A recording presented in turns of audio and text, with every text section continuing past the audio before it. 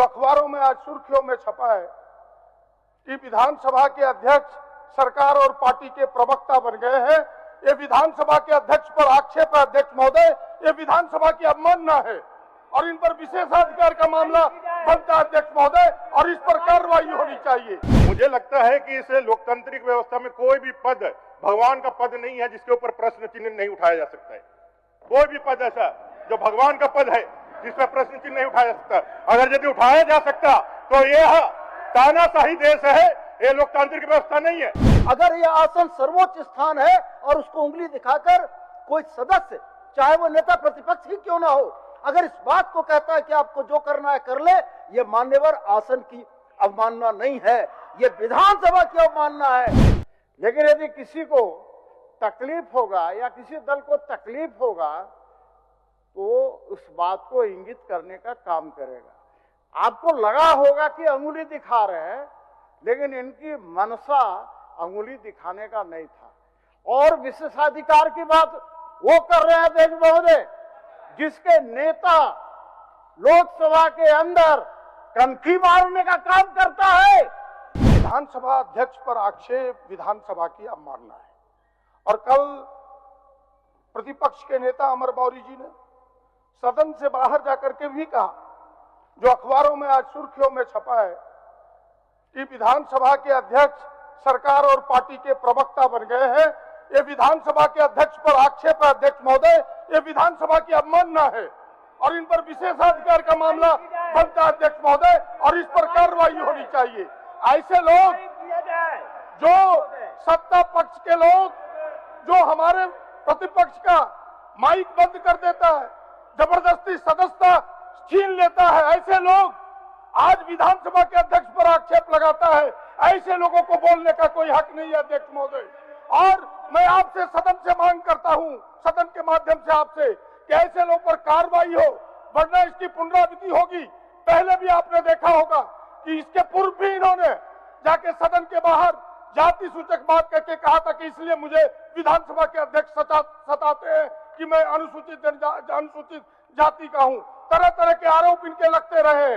इस प्रकार के आरोप लगाने वाले पर कार्रवाई नहीं होगा तो इस विधानसभा में गलत परंपरा चलेगी, गलत व्यवस्था खड़ी होगी अध्यक्ष महोदय। इसलिए मेरा आग्रह होगा इस पर कार्रवाई हो। आगे आनंद कुमार ओझा जी बोलिए बोलिए। हम खड़ा रह के बैठ जाए महोदय? नहीं, बोलने दीजिए इनको, उसके बाद आपको पुकारते हैं। माननीय अध्यक्ष महोदय, आपको हम सब लोगों ने मिलकर के अध्यक्ष के पद पर बैठा है और आपके प्रति, उस शासन के प्रति हम लोगों का बहुत सम्मान भी है। लेकिन अगर कोई बात हमको व्यथित करेगी तो हम आपसे नहीं कहेंगे तो किससे कहेंगे? मैंने आपसे, आपके माध्यम से अपनी पीड़ा को, अपने दल की पीड़ा को ध्यान आकृष्ट करने के लिए आपसे कहा। ये एक लोकतांत्रिक देश है। लोकतांत्रिक व्यवस्था में पूरा विधानसभा और सदन चलता है। हम लोग अभी कांग्रेस के नेता प्रतिपक्ष के व्यवहार और उनका, और देश के हमारे जो स्पीकर हैं सर्वोच्च सदन के, नहीं अपने लोकसभा के, ओम बिरला जी के साथ संवाद और उनके बयान अखबारों में देखे हैं कांग्रेस का। कब लोकतंत्र हाशिए पे नहीं जाता है क्या? कब लोकतंत्र का अवमानना नहीं होता है क्या? तब परंपराएं नहीं टूटती है क्या? मुझे लगता है कि इस लोकतांत्रिक व्यवस्था में कोई भी पद भगवान का पद नहीं है जिसके ऊपर प्रश्न चिन्ह नहीं उठाया जा सकता है। कोई भी पद ऐसा जो भगवान का पद है जिस पर प्रश्न चिन्ह नहीं उठाया जा सकता।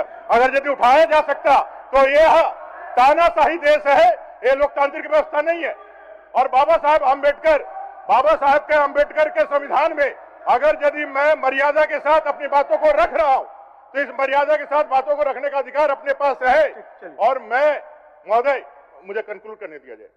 मैंने पहले भी कहा है, आज भी कह रहा हूं कि किसी भाई के कारण मैं अमर मौर्य अपनी बातों को या अपने दल की बातों को बोलना छोड़ दूं तो ऐसा कुछ कभी हो नहीं सकता। फिर से मैं ये बातों को दोहरा रहा हूं। इसलिए कांग्रेस का तो चाल चरित्र चेहरा ही रहा है। जगजीवन राम जी से लेकर के बीडी अपने बाबा साहब आम्बेडकर से लेकर के अमर मौर्य तक इन लोगों को कैसे प्रताड़ित किया जाए।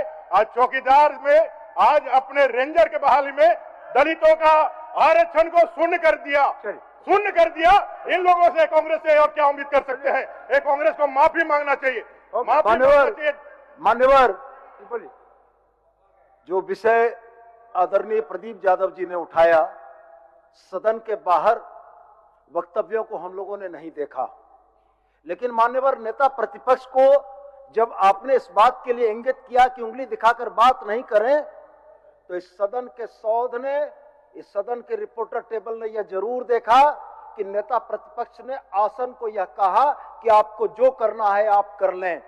ये कहते हैं कि भगवान को छुड़ाकर सब पर सवाल करने का अधिकार होना चाहिए, और ये कहते हैं केंद्र की बात, 146 सांसदों को इनके ओम बिरला ने निलंबित किया। भारत के लोकतांत्रिक इतिहास की यह पहली घटना थी मान्यवर, और यह उस व्यवस्था को चुनौती दे रहे हैं जिस व्यवस्था में आसन सदन में सर्वोच्च स्थान है।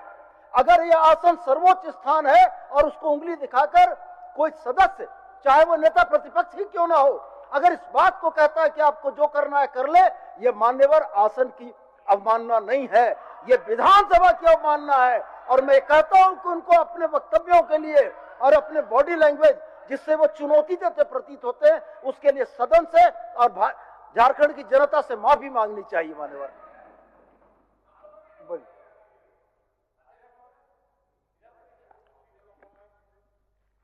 माननीय अध्यक्ष महोदय, माननीय अध्यक्ष महोदय,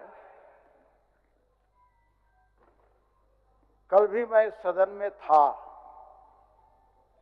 और जिस बात की चर्चा माननीय सदस्य प्रदीप यादव जी कर रहे हैं, हमारे नेता प्रतिपक्ष के बारे में बोल रहे हैं, विशेषाधिकार की बात कर रहे हैं। अध्यक्ष महोदय, यदि अभिव्यक्ति की स्वतंत्रता, एक कौल और सकधर की किताब दिखा रहे हैं अध्यक्ष महोदय, संविधान के अंदर स्पष्ट व्याख्या है कि अभिव्यक्ति की स्वतंत्रता पर आप रोक नहीं लगा सकते हैं।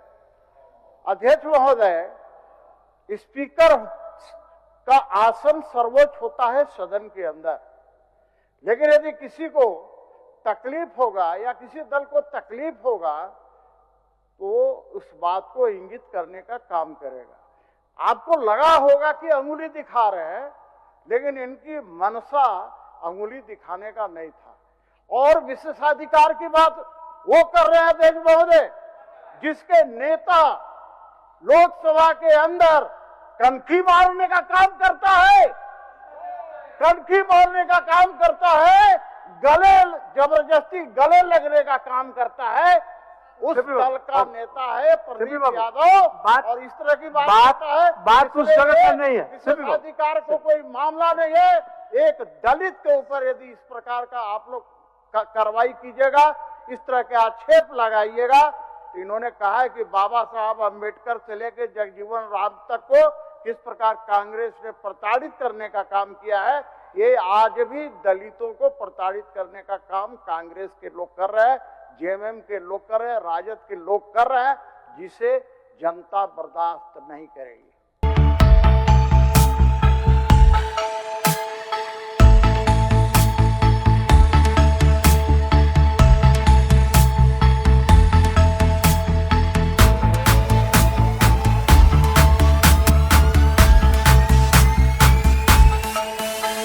बायोम मेडिकल प्रिपरेशन का एकमात्र संस्थान, जहां है complete digital classrooms, individual doubt counters, video lectures, student tracking system, library facility, 100% result oriented rankers batch, study package and class notes in PDF. TheFollowUp.in. Like, share and subscribe. www.thefollowup.in